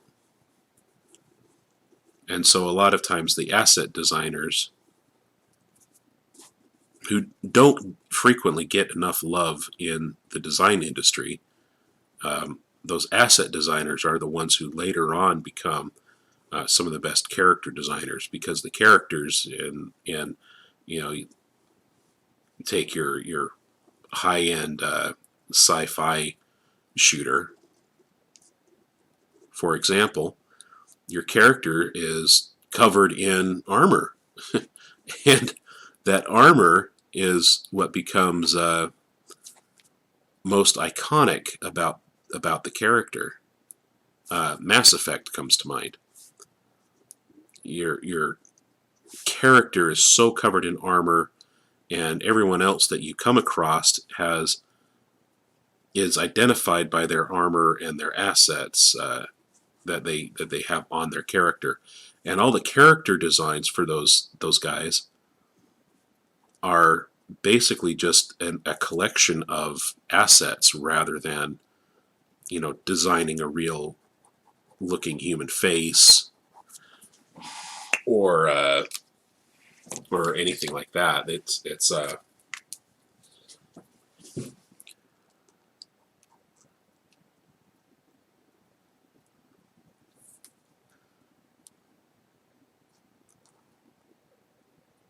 much more nuanced area when you get into the asset design, but with a lot more potential for uh,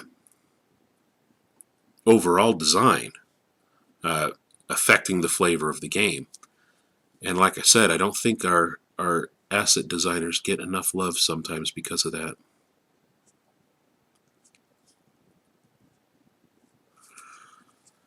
Um,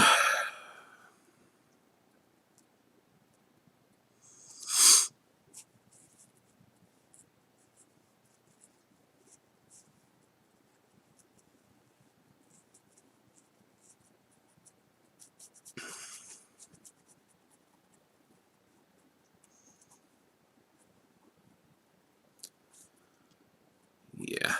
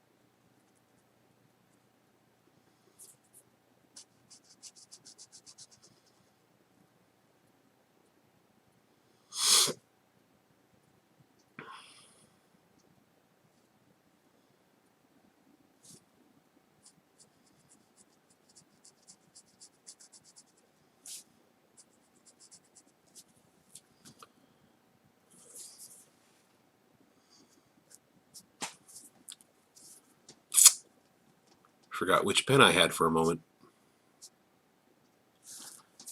Completely forgot to do any cross-hatching on that window.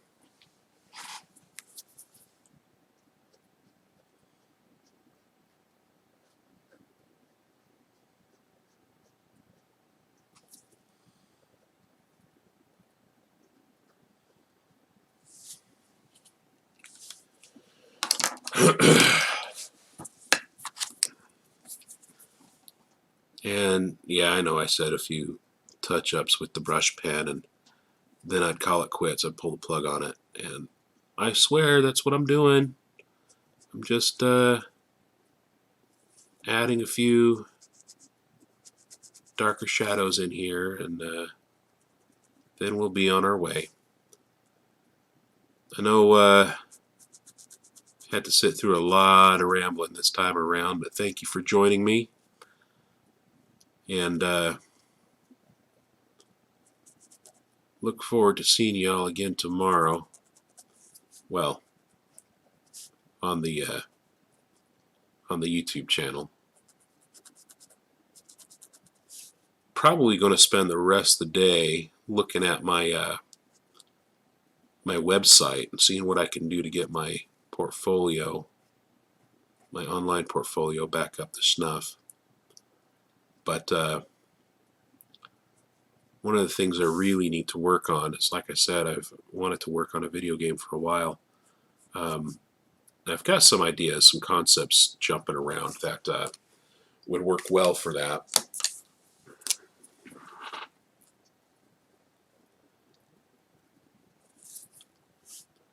And I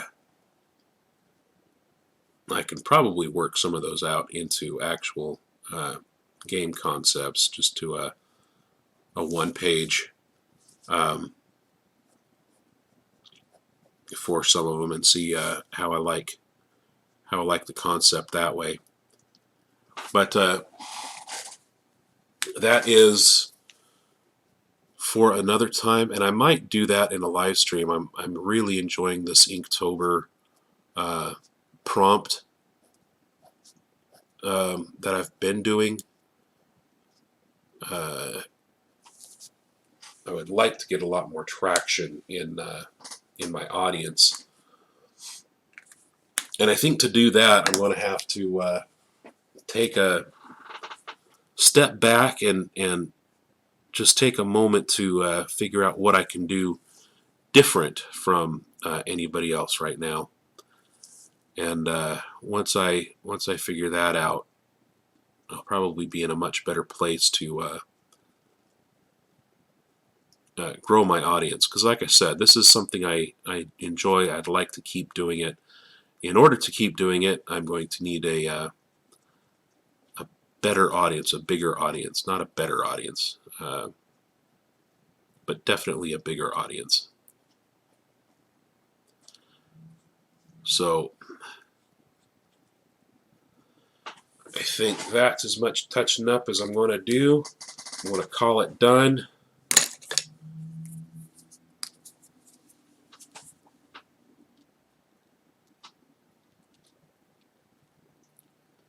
Get my RD logo on there. And what year is it again? Wow, way off. How about 2019 instead of 19 something? Whew, I can't believe I did that. All right, well, again, thank you all for joining me. I know most of you are watching this on YouTube, and so joining me is a little after the fact, but thank you all anyway. I always enjoy watching the numbers go up on my videos. I don't know who would be watching these or why, but I tell you what, I sure do appreciate it when you do watch them. So thank you very much. I do have a Patreon if you want to donate. I eliminated all the higher portions of it, the higher donations on it. So right now it's like $1 a month and $5 a month is all that's available. I don't see a reason to go any higher than that. But those Patreons are always welcome. There are reward tiers, so check those out. And I'll probably get a coffee up sometime, something easier.